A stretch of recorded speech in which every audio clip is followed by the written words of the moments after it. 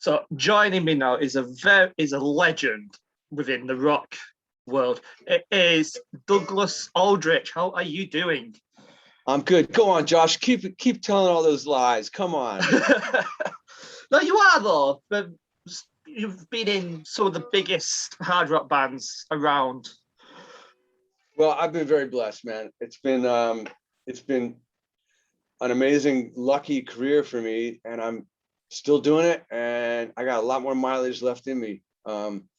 So we're geared up to come see you guys and Liverpool, and the UK tour is coming up next week. So before we get to the Dead Daisies, I just want to start with Whitesnake, of course. Okay. So your time in Whitesnake, what was it like working with David Coverdale? Well, as you can imagine, it was amazing. I mean, we hit it off from the get-go, and it was just meant to be 2 months that we were going to play together, and it turned out to be a lot more than that, as you know. And it was like, working with, he's like my big brother that I never had. He's he was always looking out for me, gave me great advice all the time, and it really felt like family when we were writing songs together or preparing for a tour. It was just a great experience. I learned so much from him. I'm grateful for the time with Whitesnake, and to be involved with the history of the band, and part of the, to meet and make friends with, that I've still friends with so many in the Whitesnake choir. And then you've also worked with Dio. Yeah. Ronnie was first, actually, and he had asked me to join the band in 1990, and I wasn't ready to leave my band at that time. We were just trying to, my band Lion, we were trying to stick together, and I wasn't ready to leave, but Ronnie had offered me the gig. But 10 years later, roughly 11 years something, he offered me the gig again, and this time I was ready to go. And he put me out there. He believed in me. He made me a better musician, by his dedication to what he does in his band. And I'll never forget the first day I pulled up to the recording studio. It was like all the guys came out, the road crew guys. I was pulling my amp out of the back of my car, and the road crew, don't ever touch that amp again. Like those fingers are important to us. You're part of the family now. And it felt great, and he really, that was a great experience to learn stage presence from Ronnie, the way that he owned it so hard, And then obviously the passing of Ronnie. How did it hit you learning about passing? It was bizarre. We were supposed to come to the UK in 2009, and we were in rehearsals, and everything was going well, except that Ronnie was struggling with his stomach pain. And after a bunch of tests, we actually, the last rehearsal, our gear had already been sent over to England, and the last rehearsal, Ronnie didn't show up, which was a red flag, major, because Ronnie loved to rehearse. It would be, the set would be two times during the day, and then you'd go home. But he was always the first one there, the last one to leave, and him not being there was like, okay, well, something's really not good. But Simon Wright said Wendy wanted us to just rehearse, and Simon would, he's like, they just want us to rehearse. Ronnie went to get a little more testing done, but so he couldn't make rehearsal. But Wendy's going to come talk to us after, and that was another red flag. At first I was like, okay, he got some testing, but then she came in and said that he's got stage 4 stomach cancer, but we're going to beat it. And from that day, the last time I saw him was the following day. We went over to his house to, try to cheer him up and keep him, getting ready for this big fight. But ultimately, the cancer is difficult, and stage 4 is really difficult. And it's not that you can't beat it. Sometimes you can, but unfortunately, Ronnie did get, he passed. It's about 6 months later. And at the time, I was in Italy with Glenn. It's just by chance. I was with Glenn and Yngwie and George Lynch, a bunch of other guys. We were doing a festival together, kind of a guitar player thing, and Glenn was the featured singer and bass player, but with his own set, but he also sang just with some other stuff. And we were at dinner afterwards, all of us, and I got a call from Wendy and saying that Ronnie was being taken off any medication that was going to, basically only medication he was taking was pain meds. So I said, well, I'm getting home the next day. I'll be home tomorrow. And she goes, well, he'll wait for you. And unfortunately, he didn't make it through the night. So when the plane landed, I got the news on text messages from all over the world. So it was rough, but at least he's in a better place now. And I still, feel like he's there, through his music and stuff, which we love.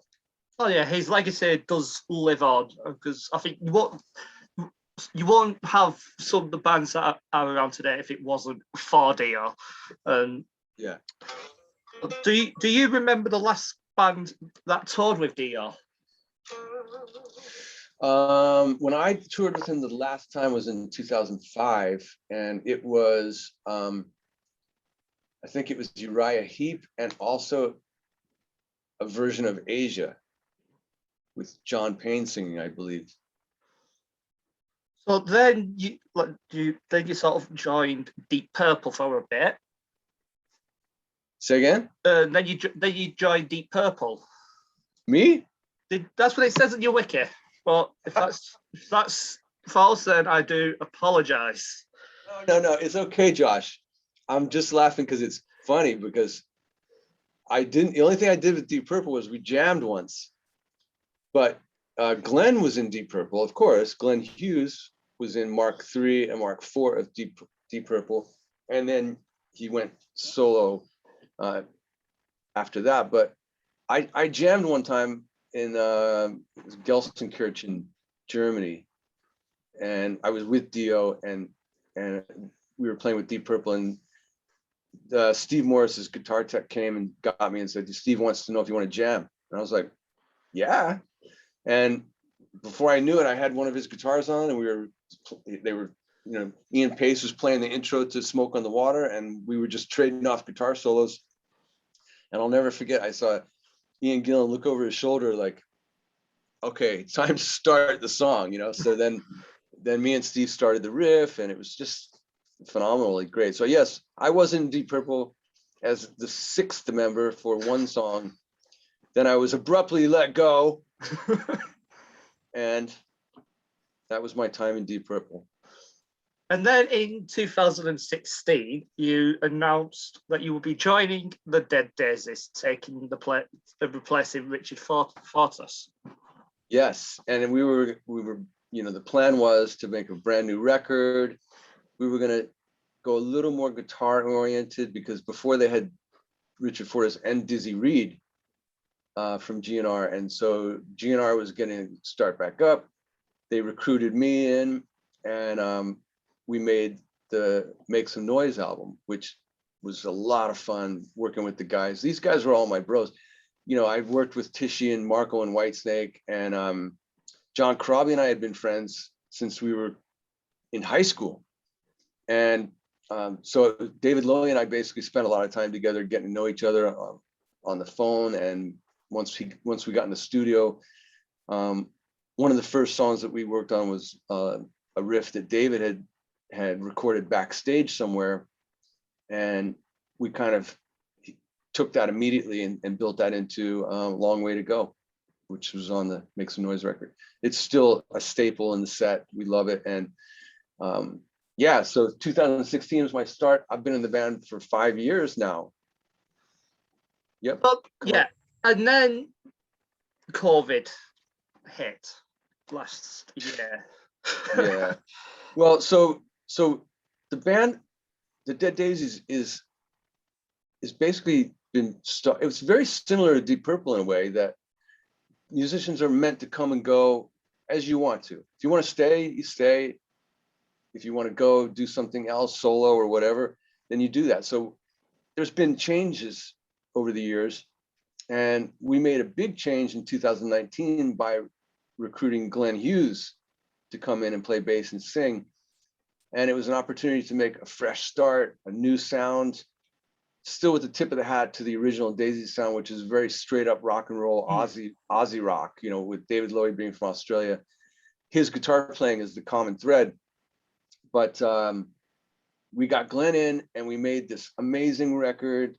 For us, we felt it was amazing, and we were so happy about the recording situation in the south of France, isolated in 2019. It was just perfect to create that record. And then we're just getting ready to release it, and like you say, COVID hit. So we've decided to hold off, you know, on releasing the album. And we tried to stay in contact with the fans via social media and the lockdown videos, all that stuff that everyone was doing, and people still do. But we did trickle out a couple of songs over the year. Let's see, Unspoken came out first, and then I think Bustle and Flow, and later Holy Ground came out, which was at the end of the last year. And then this year we could actually properly, so everything, it was like the whole, we jumped a year. Felt like we went from 2019 to 21 as far as being a band goes. So the latest album, Holy Ground, which is the album that obviously you said you delayed. What can we expect from the tour and the album? Well, it's the album on steroids. I've said it a couple times now. I have a buddy of mine who's a journalist for a Japanese magazine came to review our show, and he's a straight shooter. He would tell me, you know, he always would tell me the truth. If something was bad, he would just say that was shite, you know, or whatever, or this part, I didn't like this part of the show, or, you know, what's up with this? Or, you know, he said, he came to me, he didn't come to me, he called me and said, dude. I go, yeah, how was it? He goes, dude, it was killer, man. He goes, I don't know what's going on, but you guys, the album's great, but you guys sound better live than on the album. And I was like, that's probably the nicest thing he ever said to me. We're friends, but he'd always be, you know, winding me up about something, or like, you know, what's up with this, or, you know. So he was just, I was grateful that he enjoyed it that much. And I think that's a good thing. I think one of the other changes that we made recently was Tommy Clufetis came in on drums.